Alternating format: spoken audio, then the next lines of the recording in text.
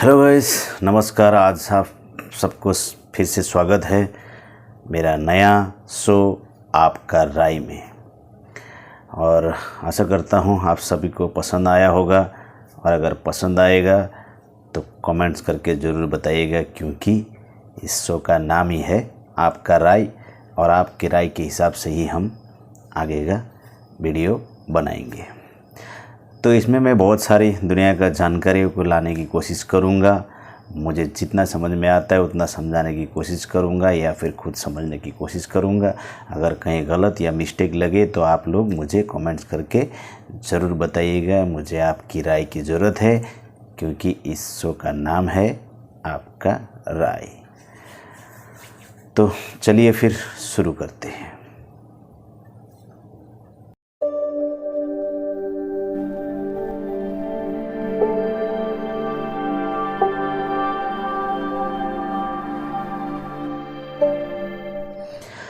चलिए, आज का विश्लेषण है हमारा आज ऐसे टॉपिक में जिसका हम विश्लेषण करेंगे, कही अनकही, सुनी अनसुनी, और तर्क वितर्क पे रहेगा।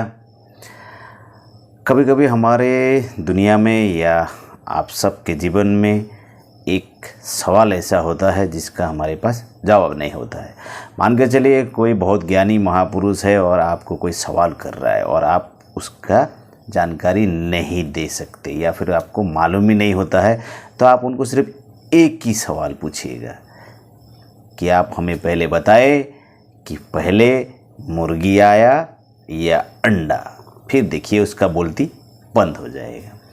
ये सवाल हम बचपन से सुनते आ रहे कि मुर्गी आया कि अंडा, अंडा आया कि मुर्गी। तो आप सब ने सुना होगा, और इसका हमारे पास इस सवाल का जवाब हमारे पास नहीं है, और मेरे पास तो बिल्कुल भी नहीं है। आप लोग के पास हो तो मुझे कमेंट्स करके अपना राय दीजिएगा। तो मैं आज इसी मुर्गी के अंडे, अंडे का मुर्गी के विश्लेषण करूंगा, और जितने दूर तक जा सकता हूं मैं जाऊंगा, और आशा करता हूं आप लोग मेरे साथ देंगे। तो चलिए फिर शुरू करता हूं मैं आज का विश्लेषण। पहले मुर्गी आया या अंडा आया?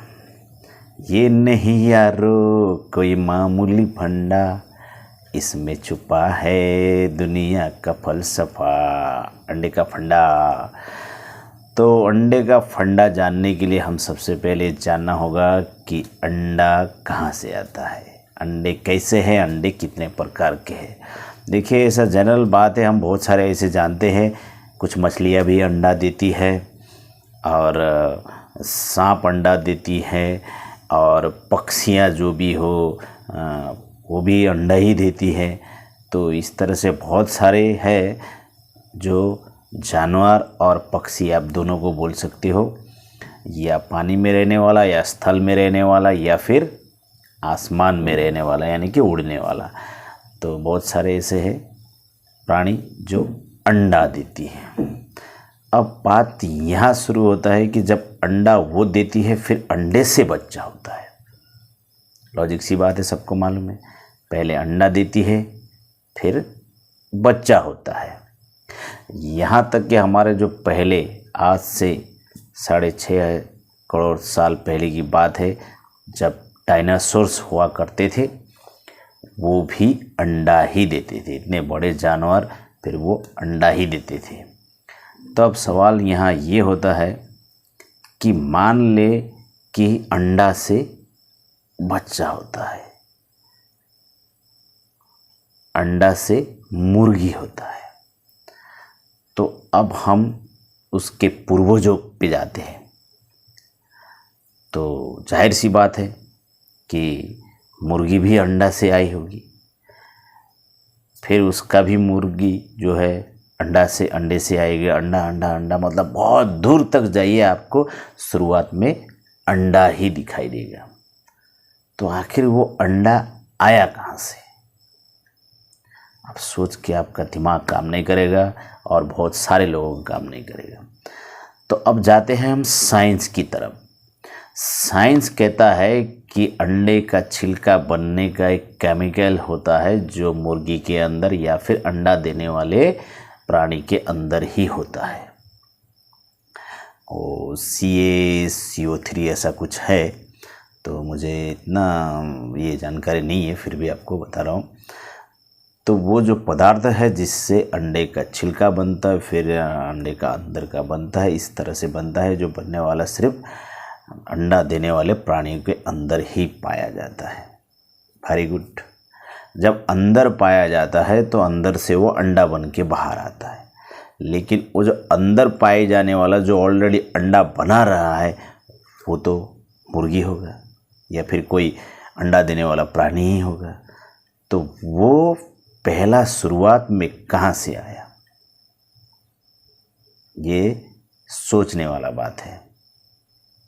जब हम उसके अंतिम छोर या कहिए कि पहला छोर में पहुंचते हैं तो वो कहाँ से आया।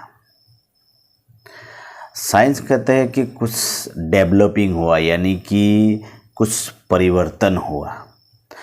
मतलब नॉर्मल भाषा में कहिए कि मतलब सांप के अंडे से अचानक से मुर्गी निकल गया, कुछ केमिकल लोचा हुआ, तो हमारे मौसम का कुछ परिवर्तन हुआ और सांप के अंडे से मुर्गी आ गया।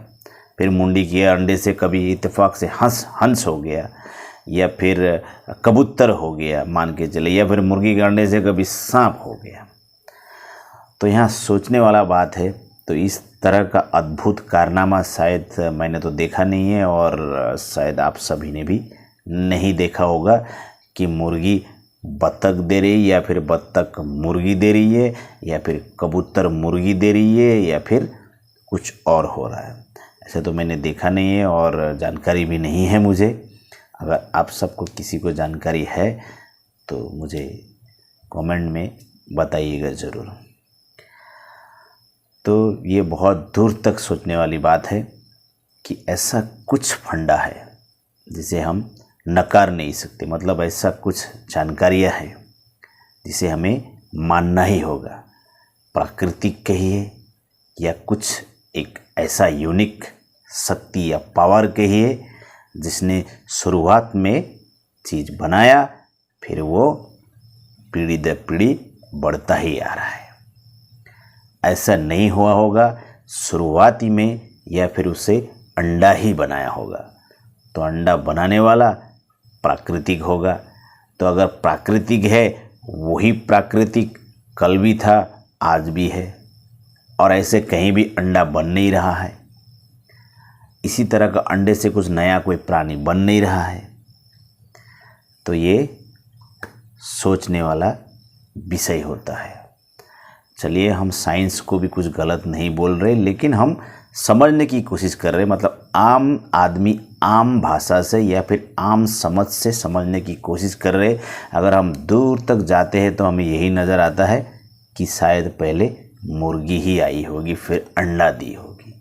तो मुर्गी अब कहाँ से आया? तो इस तरह का है। अगर हम बोलेंगे कि अचानक से अंडा कहीं से पैदा हो गया, कुछ प्राकृतिक घटना घटा जिससे पदार्थ का मिश्रण हुआ और अंडा हो गया, very good, no problem, no doubt. अगर वो अंडा हो गया तो सिर्फ मुर्गी का ही अंडा हुआ होगा। तो जाहिर एक ही चीज़ होता, मुर्गी मुर्गी मुर्गी ही होती अंडा देने वाले। लेकिन यहाँ तो बहुत सारे सांप है, मछली है, यहाँ तक कि डायनासोर जैसे जानवर थे। तो इस तरह का बहुत सारे ऐसे प्राणी हैं जो अंडा देती है। तो फिर इतने सारे अंडे, अलग अलग प्रकार के अंडे तो विकसित नहीं हुए होंगे। तो ये था हमारा अंडे का फंडा मेरे लिए फंडा ही रह गया। और जानकारी क्या है क्या नहीं है, इसे हम जानने की कोशिश आगे भी करेंगे। जिस दिन मुझे मिल जाएगा मैं आप सबके पास रखूँगा। और अभी तो फ़िलहाल मेरा यही राय है कि मुझे आपका राय चाहिए कि ये अंडे का फंडा है क्या। अगर मेरा वीडियो अच्छा लगा हो तो आप लाइक कीजिए, शेयर कीजिए, और अगर मेरे चैनल पे नए हो तो प्लीज़ सब्सक्राइब कीजिए। तो आज का मेरा विश्लेषण ही समाप्त होता है। कल फिर मैं दूसरा नया टॉपिक, नया अध्याय लेके हाजिर रहूँगा इस नया शो आपके राय में।